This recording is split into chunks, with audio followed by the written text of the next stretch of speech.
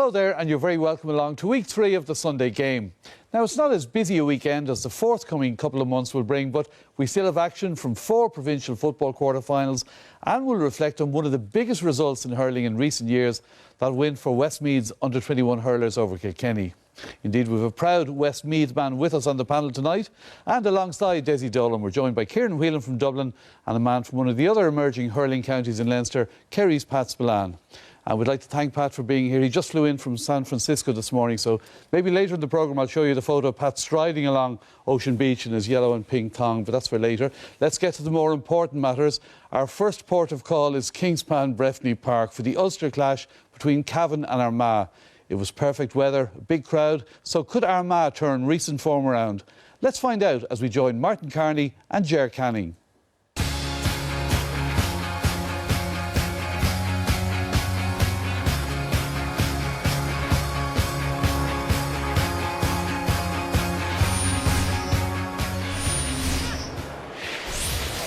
For this third championship meeting of these teams in 4 years, Cavan select a side showing 4 changes from the team that played in last month's Division 2 league final. Rory Dunn comes into the team at cornerback, while the half-backs today have been freshened up with the inclusion of Fergal Flanagan and Niall Murray. Armagh manager Kieran McGeeney gives a championship debut to goalkeeper Paul Courtney at the age of 30. At the other end of the scale, Andy Mallon and skipper Kieran McKeever have 98 championship appearances between them. There's a big crowd here. It's a lovely day. Let's hope for a good Ulster quarter-final. Rafferty nice and slowly, measured build-up. Tony Kernan once again getting on the ball, back as far as Forker.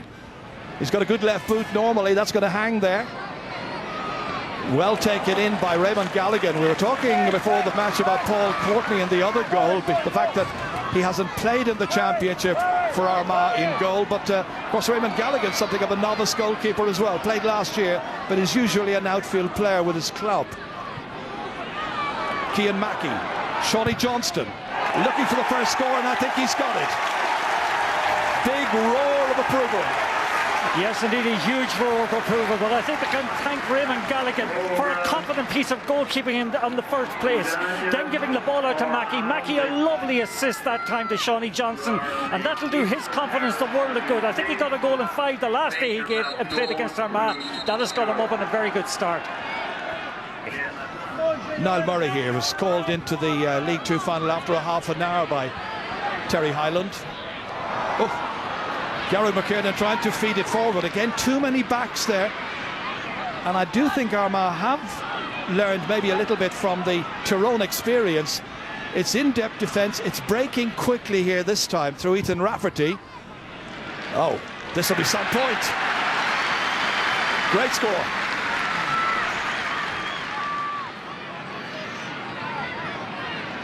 Grugan. Beautifully in here. Well controlled by Campbell. Stolen away from by Killian Clark. Quick break on by Cavan. Referee says, on you go. Saw the foul, gives an advantage. Cian Mackey. Well controlled by Garrod McKiernan. This guy can be a major influence in today's match. Missed the 2013 match because of a knee injury. Underhit that one. Goes off a defender. It's gone for a 45. It was a good run through the centre here, excited the crowd, and that's the kind of skill that Garrod McKiernan, the 25-year-old from Swanlin Bar, possesses. Cavan's goalkeeper, Raymond Galligan, comes up to take his first long-range free. He's got 2 points so far in his 4 championship matches as a goalkeeper. Now, can he give the team the lead? Yes. 4-3, Cavan in front. Garrod McKiernan breaks it down. Conor Moyna takes it on. Cian Mackey did well to contain it. Slipped back in here to Johnston. Nice score. He's got 4 already, 2 from open play. As this ball has been kicked out now, Cavan had 6 players inside the Armagh 45-metre line. So they're attacking the kick out, and McKiernan has that tap down from Martin Riley and duly finishes in style. First of the day for him. Tony Kernan. Gets his boot through it up towards Stephen Campbell. Again, once it's broken out by one of the backs, just get a finger to it. There's always somebody picking up the brakes, and they can begin the counter-attack immediately. Cian Mackey, such a good ball carrier. Now can he provide some real thrust in here now? An imaginative play. Slowing it down. That time Aidan Forker and Niall Murray got in a tussle. Here's Martin Riley. Goal, surely. McVitie scores. Second ever championship goal for Darragh McVitie. Delighted on the bench. 174 points in the 25th minute. Very, very well taken that time by McVitie. Poor defending though by Armagh. Ball should have been cut out. Calmly done, it must be said, by Martin Riley in setting up the opportunity, and McVitie took it expertly. Armagh already have it all to do.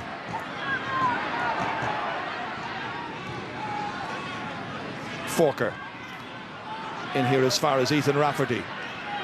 They've missed a simple chance of getting a point a few minutes ago here from Stephen Campbell's free kick. A much more difficult kick this time, and it lands beautifully over. One man you can depend upon in a crisis situation like this is Tony Kernan. It's advantage Cavan, 5 points in front, start of the second half. Garrod McKiernan down there. Ball landed on the, picked on the ground by Tomas Corr, free kick. Chance for Armagh then to launch the first attack with Aidan Forker. Rory Grugan. Can they set the pace now with Tony Kernan kicking? That's an impressive start, about 20 seconds in. That's broken down well to Tony Kernan again into a two-man inside forward line. Campbell's one of them. Jamar Hall is the other one. Nice change of direction. That's on target. That's a bit more like it from Stephen Campbell. Farley from Virginia. It's a lovely kick out. Straight out as far as Conor Moyna. Then he skips away quickly from Ethan Rafferty. Moyna feeds it forward to Mackey. Mischief here. Oh, that's going to be a penalty, I think. Oh, it had to be a penalty, Gerb. Once more, Mackey in the move, steps inside the defender, but he's definitely tripped that time, foot tripped as he's going through, just about to take the kick. And the penalty taker, it looks to be like it's going to be Martin Riley who will take it. He's scored just once in the championship a goal in the past. He's got a second championship goal here, Martin Riley. After 44 minutes. Beautifully taken penalty. McKeever towards Grugan.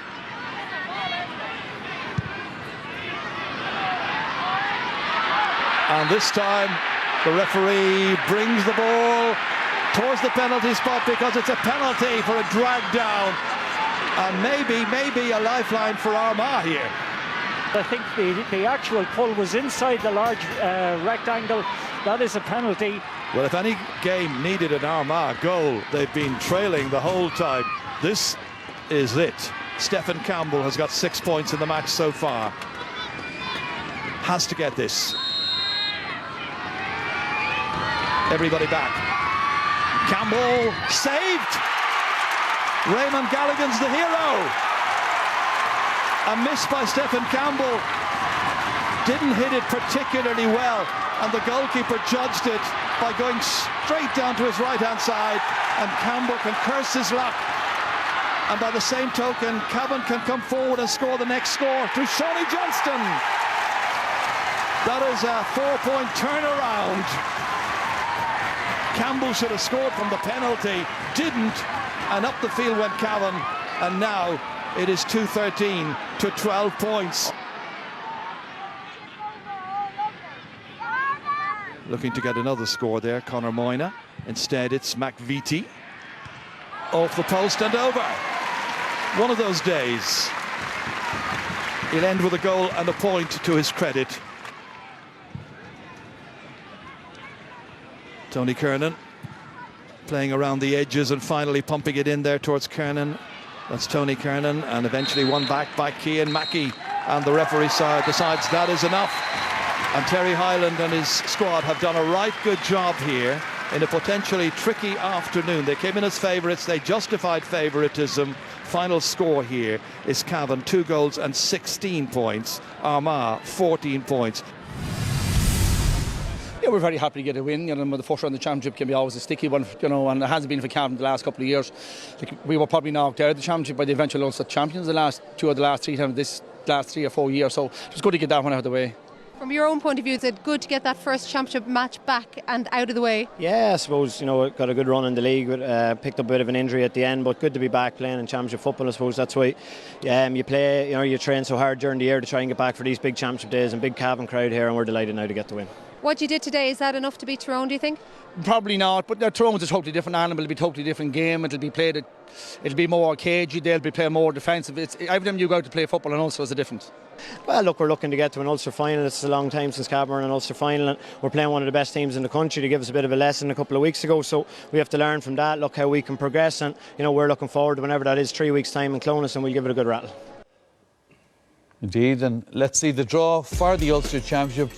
As you see, Cavan will now play Tyrone in the first semi-final. That's on June the 19th.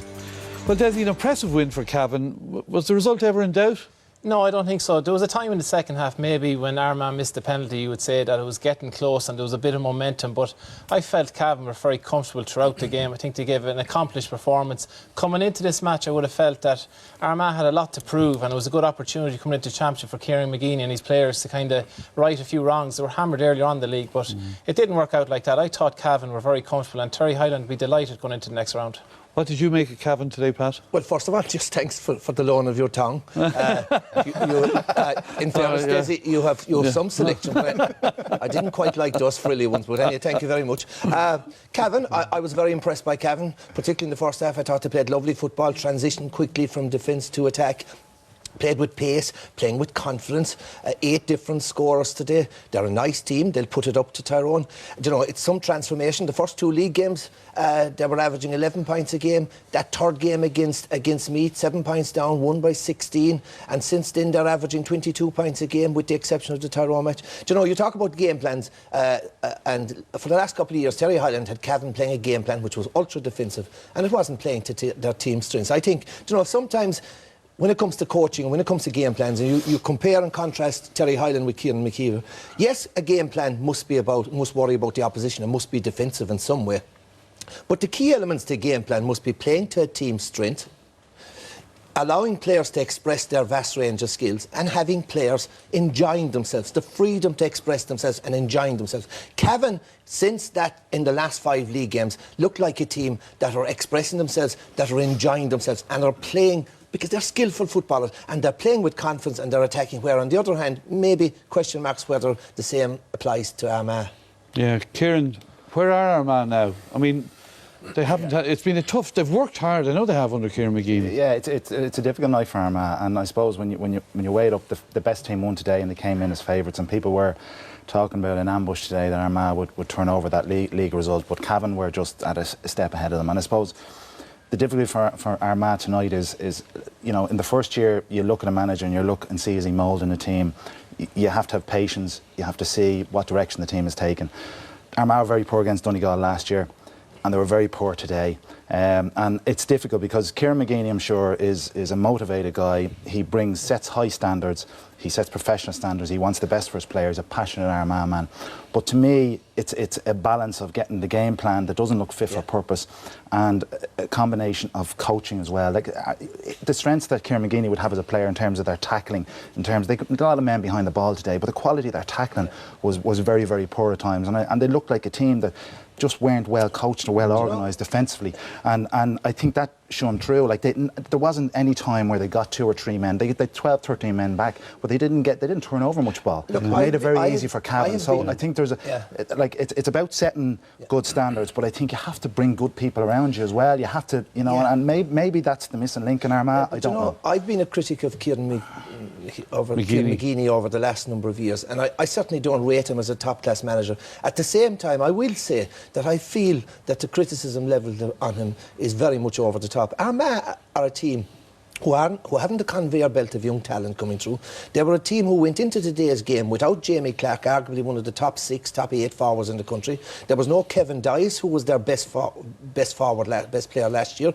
There was no Keelan Rafferty, who's the ball winner around the middle of the field. And there was no Andrew Murnan, who's their target man in the end. You know, they're a young team. They had only Andy Mallon and Kieran McKeever are the old. So I felt...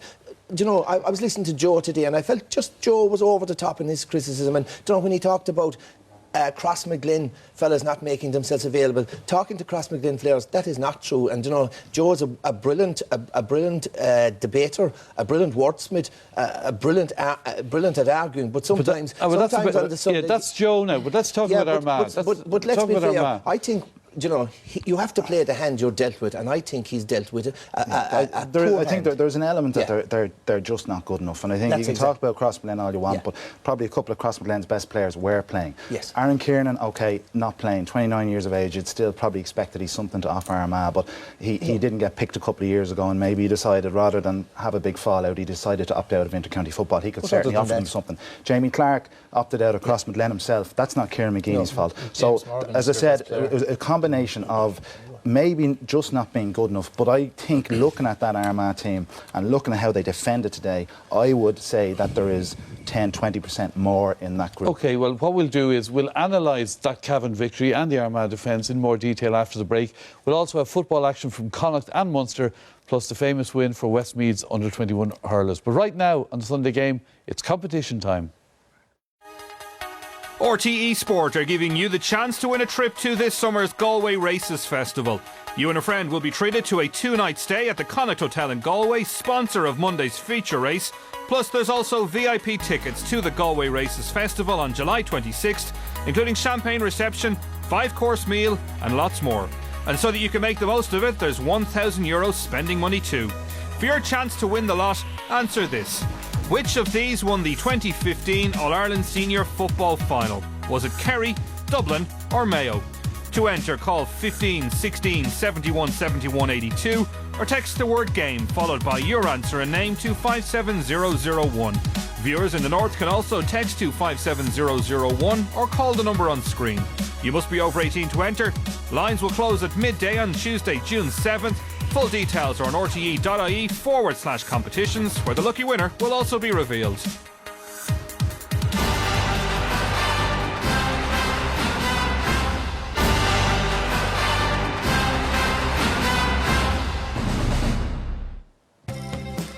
It's the final against the head of the season, and what a way to finish. A famous victory for the men from the West, plus a look ahead to Ireland's upcoming tour of South Africa. 7 o'clock on RTE2. And later tomorrow at 11, also on RTE2, Soccer Republic has another busy show with a look back at the weekend action in the SSE Airtricity League. On Tuesday night, we have highlights from a sold-out Turner's Cross. Ireland host Belarus as they continue their preparations for Euro 2016. And our show starts at 10:30 on RTE2. And of course, every Wednesday at 8:30, on to Road to Rio takes us inside the camp of Team Ireland and those athletes hoping for glory in August. Well, we're reflecting on Cavan's victory over Armagh in the championship today. And Kieran, you were talking about how you're impressed with how Cavan moved the ball quickly into attack. Yeah, I think, you know, Pat alluded to that Cavan are playing with an energy and a freshness, but the big change, as it's been well documented, is their transition from defence to attack. We picked out 4 examples where they turn over possession or they win possession in their full back line. So they're literally going the full length of the pitch. Effective use of the kick pass and also long hand passes. But here we see a great kick pass takes out the Armagh defensive structure. And as I said, they're gliding past 13 or 14 Armagh players, and I alluded to that, the quality of their tackling. But Gerald McKiernan, who again was very influential here, gets blocked down, ball goes out for 45, and they get the 45. Again, the ball comes across here. It's won back by Cavan in their full back line. Again, they're on the clock, and I think they got 4 scores, you know, under 20 seconds. And it just came from, you know, great pace here from Conor Moyna, goes straight down the heart of the defence, and then gives a great hand pass into the space to McKiernan and over the bar. The penalty then, which was obviously quite significant, a turning point in the game. And this is, you know, as Tomas O'Shea would say, you hammer the hammer. When they win this back, it's out of defence straight away. Armagh just missed a penalty. Great ball by Fergal Flanagan here down the line. picked up by Keane Mackey, who was excellent today, running to the heart of the defence.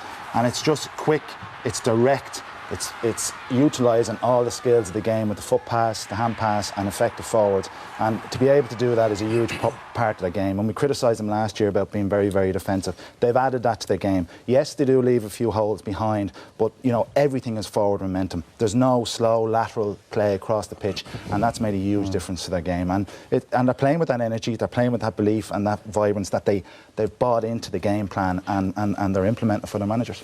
Looking at Armagh, Pat, you thought the game was nearly gone from them at half-time. Well, having praised Kieran McGeeney as a manager and tried to make a few excuses, this is where I pulled the rug from under him. As a coach and as a tactician, I think he's limited enough. And his first half tactics... But in fairness, you did say... Well, let's look at this for us. Let's look at the first half yeah. game plan, where he conceded possession to Cavan, conceded that middle third of the field and got bodies back. And in this instance, when we stopped the shot, you'll see how many bodies they actually got back. 13 Armagh players, plus the goalie, that's 14 inside the 45. Marking us up the blanket zonal defence. Now, having the players back, one of the big problems was in the kick-outs, because in this instance, you had two Cavan fellas, one Armagh fella, a lovely kick pass taking out, in this instance, 5 Armagh defenders in the blanket. Keane Mackey going into that pocket of space, and just watch Shawnee Johnson getting the ball. Look, there's no intensity, there's really no tackle at all. Again, a kick out. 4 kick outs in the first half. They lost 4 kick outs, 4 points. 1 Armagh fella, 3 Cavan fellas. Gerard McKiernan picks up the ball, and just watch the amount of space he's allowed. There's no one pressing up on him. So what he does, he just simply kicks the ball up. So their defensive game plan was flawed, but even worse, their attacking game plan, it was non-existent. Look, we highlight this. It was slow, it was ponderous, it was lateral. Watch all the space that's in there. I highlighted 3 Armagh players who could have made runs into space. Look at Stephen Campbell. Look at his body language. He doesn't look like a fella that's showing for the ball. He should have been going left, he should have been going right. Eventually the ball gets to Kieran McKeever. He's not the man you want on the ball. Kieran McKeever takes the ball into traffic, poor technique, and the ball ends up in the goalie's hands. And as Kieran alluded earlier on, I mean, Cavan, that's kamikaze tactics, because Cavan's transition now from defence to attack is brilliant. Look, in defence, last year he went with the same game plan and he stuck with it all through the game against Donegal. In defence of McGeeney, he did change the game plan in the second half. They pressed up and they were much more dangerous. But look, that sort of game plan that they set up in the first half was a damage limitation game plan, unlike the Cavan game plan, which set out to win a game. I take that, but you said on the one hand he's a poor coach, but you also said earlier you feel sorry for him because he has to deal. This is the hand he's been dealt. I think losing a lot of personnel. I don't think he has much talent coming through. He hasn't a conveyor belt of talent coming through. Then maybe he's not a poor coach. I think he's a very good. I think the players in Kildare loved him. They thought he was a very good manager. I think he's particularly good in strength and conditioning. Maybe that's a flaw, because they seem to be big, strong, bulky. They seem to be players who seem to spend far more time in the gym and bulking up rather than more time on the playing field and devising tactics and working on skills. Right. OK, what's your view on that, Desi? Yeah, certainly some of the players that came on, they seemed to be, their mobility was lacking a bit, and it was the same type of player that was coming on. So I can see Pat's point that there was definitely a lack of mobility in the players that were being brought into for the Armagh team, yeah. Let's look at Cavan then, Desi. They now go in against Tyrone. We saw Kieran showed how they moved the ball well. What are their chances against Tyrone? What have they to improve on? In fairness, there's an awful lot of positives for Cavan, and but they're going playing Tyrone, and it's a different standard, different level, and that's what I'd be worried about. And to have players like Garrett McKiernan, like, look at that possession, 3 lads around them. Kieran mentioned about the quick transition, the moving the ball fast. Shawnee Johnson is a playmaker, he can also get points, but here's a long ball. But look at this for a catch for David. And this is a tactic that they could use going forward as well, but it certainly is super play, and they've a lot of strings to the ball. Again, long ball, but a worked break, like, that's clever play. Martin Riley underneath it, and he was underneath it all day. But you see the way, the quick pace, out to Garrett McKiernan, and this lad loves kicking these balls over the bar, and he's a brilliant player, having a great season. In the second half he missed 1 or 2 opportunities. Keane Mackey caused a lot of difficulty in the first half for Armagh, but see Shawnee, that was a clever play by the forward. He brought out the defender, made his space, and that was a super finish. But the one they're the good things. They're the good things, but they need to go up a gear, and you see this is Tony Kieran long ball in, and you just don't see this with the good teams. Like, if this was Dublin, Keane O'Sullivan would be back in that hole making sure it's all covered. It's a one-on-one situation, and even a player of the quality of Killian Clark, he struggled today on Stephen Campbell, because any player left isolated will struggle, and he's a good player. And you see here again, here's another long ball in. Cavan defender, he's in the wrong position. He's out, he should be in front of the D. He's out near the wing. It leaves them exposed, and this is near the end of the game. It was getting a bit close, but you could see there was goal written all over this, and he did take an easy point. But certainly Cavan need to iron these things out, because good teams just simply don't make these mistakes at this level. All right, and Tyrone certainly will have players sitting in that gap there. That's it. Like Tyrone will be looking at the opportunity, and at times in the second half, you just felt that defensively Cavan were very loose. They have the transition, and everyone was saying last year, it's great. Cavan's style of football is poor. They can't get up. Now they have the transition mastered, but certainly at the expense of the defence, they need to get that right. And it's Tyrone have that balance. The big word of caution there would be when Cavan were going forward, the ease that they got through the Armagh defence against Tyrone.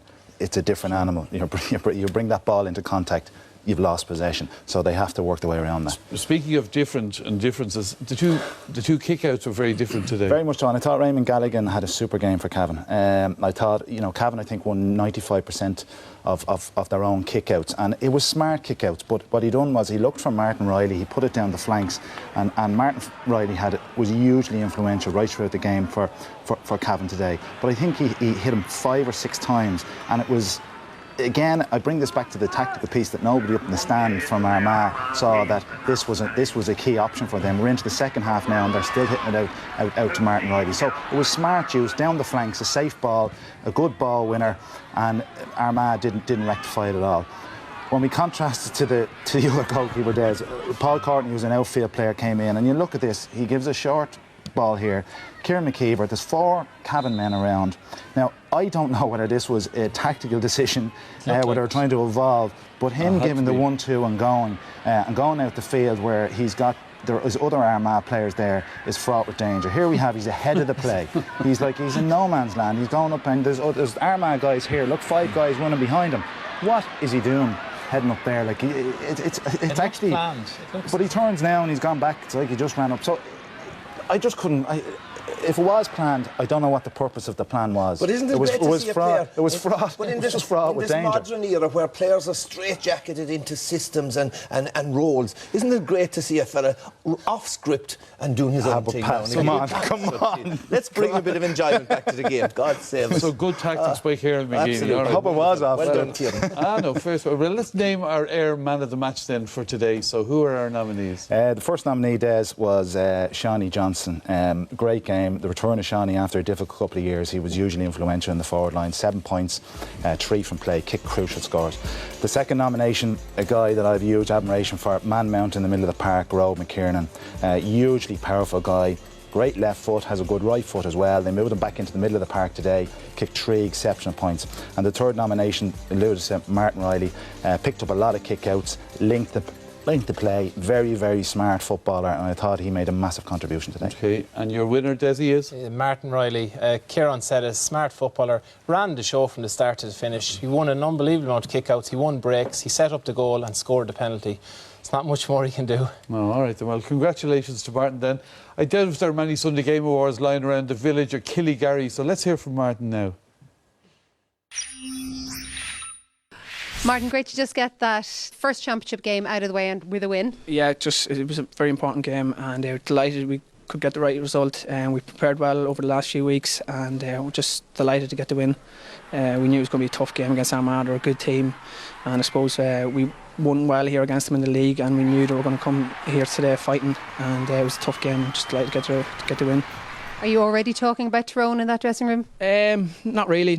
We're just enjoying the win, and come the next training session we'll be focused on Tyrone, and hopefully we can give them a good game as well.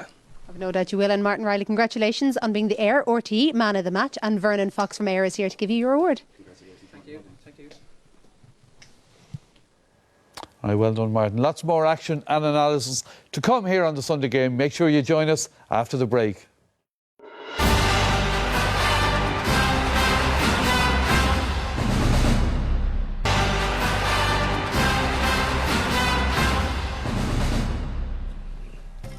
The Sunday Game Live has 2 cracking fixtures next weekend. Monaghan versus Down in Ulster football, and that'll be followed by Clare and Waterford in Munster hurling, and we'll be live from 1:30 on RTÉ1. And of course, next Sunday evening we'll be back at the usual time of 9:30 on RTÉ2 with a very busy show which will feature, amongst other things, the All-Ireland football champions Dublin in their first championship match outside Croke Park for 11 years. Right, now we're heading to Ruislip to get our first look at one of the All-Ireland favourites, Mayo. They were taking on a London team who only a few years ago scared the living daylights out of them. Reporting is John Kenny.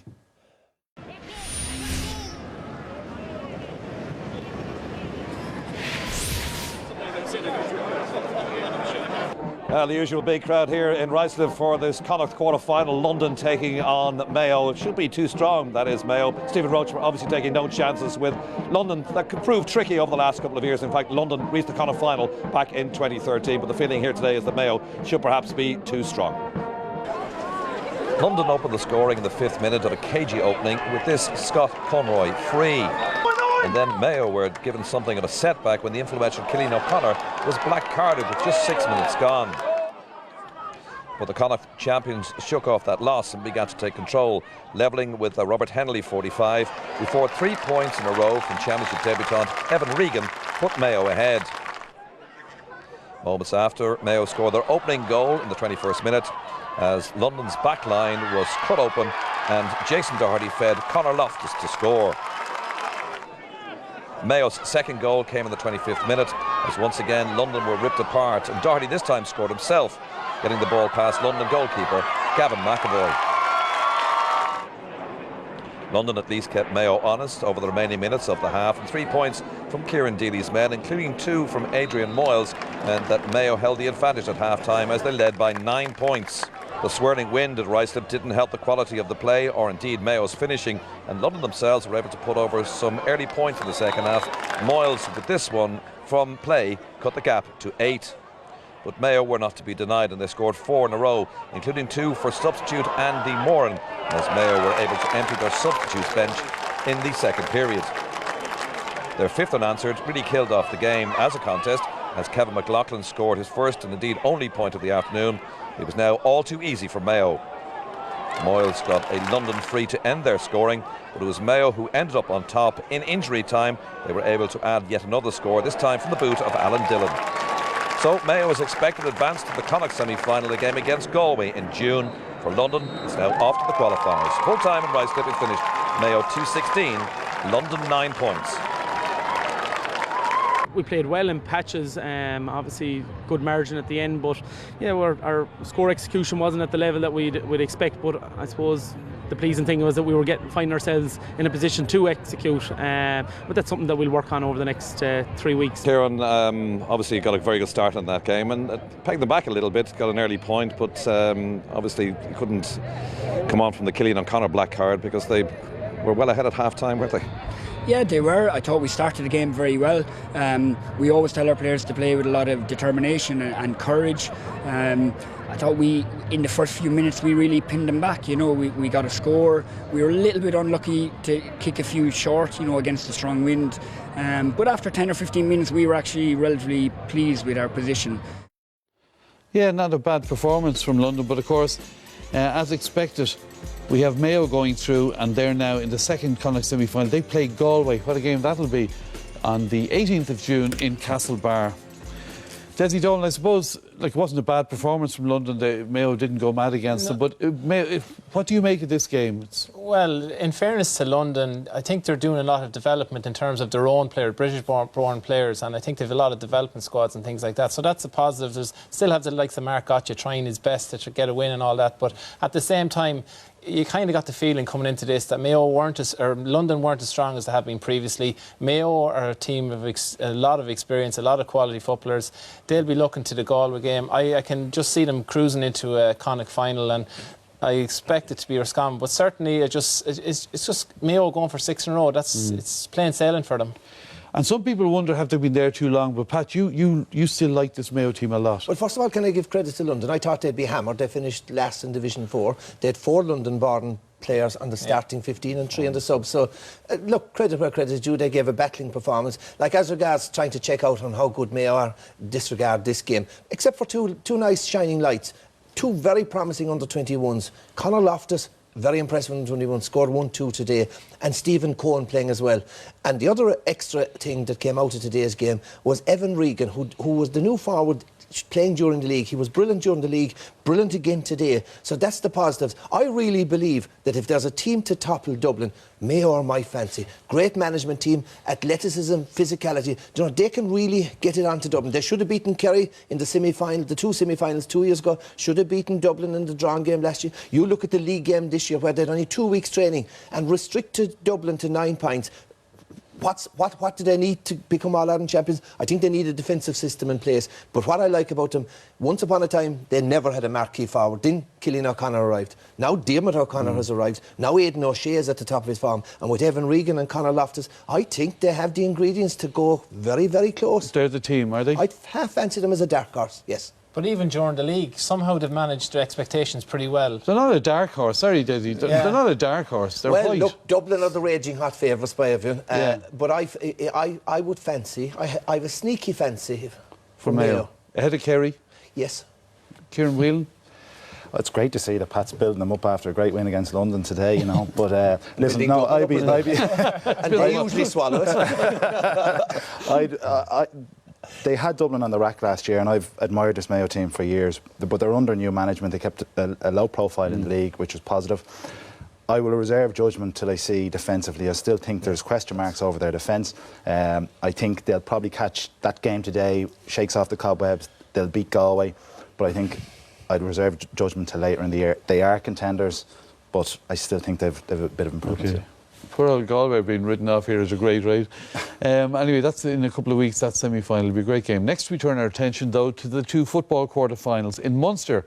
Presently we'll see the clash of Limerick and Clare at the Gaelic grounds, but we begin in Dungarvan where Waterford were taking on Tipperary. Reporting is Pat McAuliffe.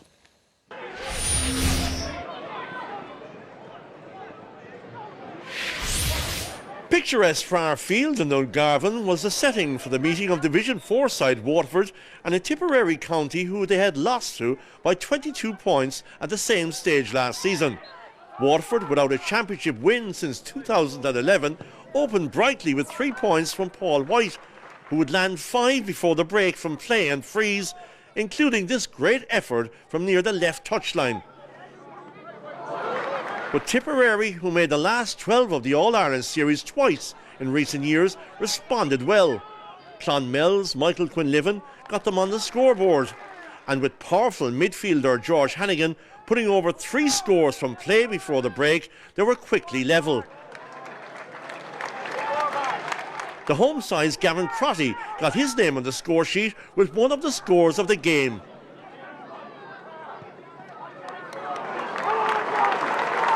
Colm O'Shaughnessy had the Liam Kearns managed side leading at the break by 8 points to 6.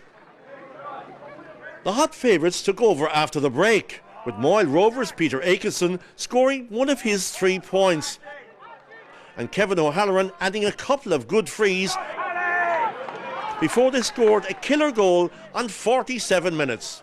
The dangerous Quinlivan punched the ball off the crossbar, with the ball entering the net off an unlucky home defender. Waterford's top scorer, White, would get a deserved consolation goal for the losers, but it's Tipperary who will now meet Cork in the Munster semi-final after it ended. Tipperary 1 goal and 15 points, Waterford 1 goal and 7 points. Yeah, we're pleased with that. For our field, you know, we're expecting a tough battle down here, and I suppose we got that in the first half. But you know, we got out of it easier than we expected, maybe in the second half. But just delighted to be out of it. Yeah. Better than last year, result-wise. Yeah, but like still very disappointing. Lose by 8 points in a championship game is tough to take. But I suppose if you take this time last year, we lost by 22 points. So it's definitely progress in the right direction. But we're bitterly disappointed.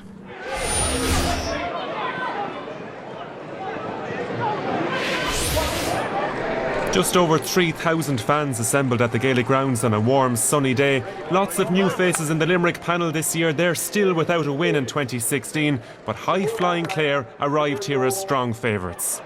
Roscommon referee Paddy Nealon threw the ball in at 2 o'clock, and by 2:10 we still had no score. Keane and Sexton contributing to a combined total of 10 wides in those 10 minutes.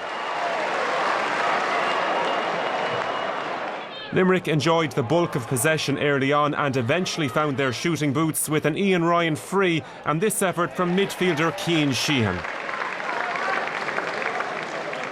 Clare were finding it difficult to break down a Limerick team packing their defence. Sean Collins, son of the manager Colm, drawing the banner level at 3 points each. The first half certainly won't be making the sports highlights of the year show. It was a dour struggle in the heat. Shawnee Buckley with a point here to put Limerick back in front. The introduction of Podge Collins lifted his team. The Cratloe man, chasing honours in football and hurling this summer, gave Clare the lead at half-time by 5 points to 4. Clare fired over the first 2 points of the second half. Keelan Sexton with the first, before Owen Cleary, the man who scored the winning point in the league final, found the target. 2 Ian Ryan frees kept Limerick in touch, and this superb kick from the sideline by Danny Neville further reduced Clare's lead. But in truth, at no stage did Limerick look like winning this match. Gary Brennan wasn't as influential as his blockbuster contribution to the league final, but the Banner's inspirational captain did pop up with a point. Ian Ryan, operating for long stages as Limerick's lone man up front, was their star player, ending with a personal tally of 8 points. The impressive Jamie Malone got the last of Clare's scores, his 3rd point of the day, his team grinding out a 3-point win to seal a semi-final spot. It's the 4th year in a row that Limerick have lost their opening game of the Munster Championship. Clare now face a daunting trip to Killarney. Clare 16 points, Limerick 13 points. Limerick frustrated us, played very well.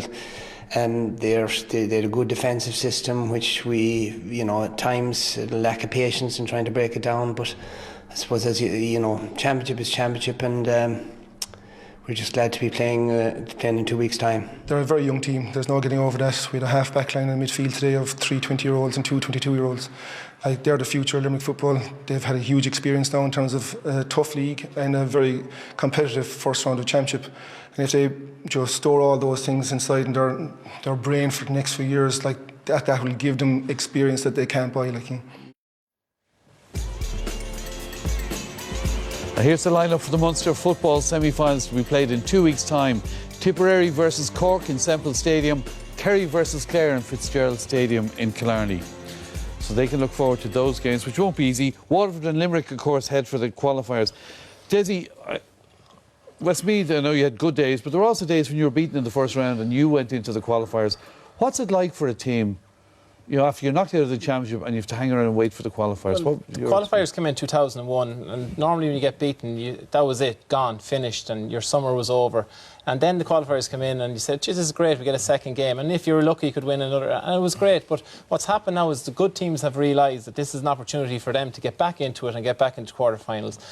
On the other hand, as a player, what I found in the latter years is that a lot of the young lads would just maybe have booked flights or quit the panel. So you lose in the championship, you come back to train the first night, maybe you take a break for a week or two, and then you start to say, maybe 20 lads at training, and you're saying to yourself, where has everyone gone? And it just morale has dropped. Yeah. And now if you can get a win in the first game, obviously things start improving again and you build on that and you go from round to round. But certainly I think a lot of young players and a lot of players now realise that there's other things they can do. And this is it, this is the reality. The Limerick and Waterford are in the competition now to win Sam Maguire. So these players ask themselves, well, am I going to win Sam Maguire? And the reality is they're not. So what are they staying around for? What do you make of that system, Pat? I mean, for Waterford, for instance. Well, the qualifier system, when introduced in 2001, in theory was a good idea because it gave the weaker counties an extra game. The trouble is, giving extra games, it actually favours the strong rather than the weak, because you'll catch a strong county once, you won't catch them a second time. So when the strong counties come in, they basically annihilate the weaker counties. I mean, like Tyrone did that last year. The average, confidence. And it's a route to Croke Park. There's a couple of problems. So in the average winning margin of the 4 qualifier rounds last year was 9 points. So most of them were mismatches. A couple of problems. Is it benefiting the likes of Waterford, Leitrim, London? Do you know how many victories those 3 counties have had in the qualifiers? 1 victory. Have they benefited from that? By the end of June, after round 2 of the qualifiers, 8 teams and arguably probably all 8 of the weaker teams, will not have a competitive match for 7 months until next February. So it's a system that, like, the only way weaker counties, whatever, we're not going to get into the nitty-gritty what format it is, but the only way weaker counties can improve is by giving them a far more regular series of competitive games against better quality opposition. It's not working. It's not working. Kieran? Yeah, well, Des, listen, we touched on this a couple of weeks ago in terms of having some sort of round-robin system for the weaker counties to let them build momentum, to let them gain experience and win a couple of games and come through. We've got a championship model which there's agreement across the board is not fit for purpose anymore. So it's time to get off. It's reflected in the lack of excitement, maybe even 3 weeks in. Yes, we're 3 weeks in. Entertainment rating very low. Nothing, no close games. The bite is gone. The weaker getting weaker and the stronger getting stronger. And we've a range of problems because some players are lining out for the counties because they prefer to travel. So as I said, that gulf is spreading. Tipperary is the best example the Allianz League format nearly works better because, as I said, there is a goal where the weaker counties are playing at that right level. They have a purpose. They're trying to achieve something by getting promoted or relegated. The best teams are playing, top teams are playing the top teams. And to be honest, you look back at the National League and every week you sat down, you saw the fixture and you said, you know, you look forward to these games. What's to look forward to now? With a format that's stale. Yeah, there's one interesting element to that in the Allianz League, they're competing with their peers and they can get to Croke Park and win a trophy. We have a stat of, these are all the games that have been played in the Championship so far. There's 2 pages of them now, but no team has beaten a team ranked higher than them in any of the Championship games so far. But that's not surprising, and the average winning margin in all the games to date is 7 points. So they've been pretty much, I mean, any fool could predict, even the 3 of us, could predict the results of all the games in this year's Championship to date, you know. I mean, the bottom line, you know, sometimes you just have to query, there's 23 million spent on inter-county training, and you just wonder sometimes, will anyone ever do a cost-benefit analysis? Because the gap, and the weaker, OK, the strong counties are spending more, but the weaker counties are spending an awful lot of money and they're not improving one iota. So you've just got to beg the question, what the hell are these inter-county teams spending all the money on? Yeah. OK. It's clearly a factor, and as Kieran said to me earlier, he's even getting tired of complaining about it. It's complaining about complaining. What about Tip and Clare? Tip go to Cork. What chance have they? It's probably difficult. Cork go to Tip. It's in Thurles. If you looked at Tip last year, and the quality that was coming through and success they're having at underage level, you would have expected that they had potential to make a breakthrough. But I think when Liam Cairns sat down and took that job at the start of the year, I think that's what he expected. And after the first couple of meetings, he realised a lot of players were not making themselves available. Some were going to hurling, so they've lost significant turnover players. So if you don't have the depth, it's going to be difficult for them against Cork. Cork are so inconsistent, you just don't know which Cork will turn up. So you give them an outside chance. And a word on Clare, they've won their league title. I just think it's probably too much of an ask to go to Kerry beat them. They just have way too much experience. But you have to acknowledge all the great performances that Clare put in this year, and Colm Collins doing a great job. All right, then. Well, listen, just before we go, it would be remiss of us not to remark upon an historic victory for Westmeath hurling last Wednesday night when Kilkenny were knocked out of the Leinster Under-21 Championship. A great win for them.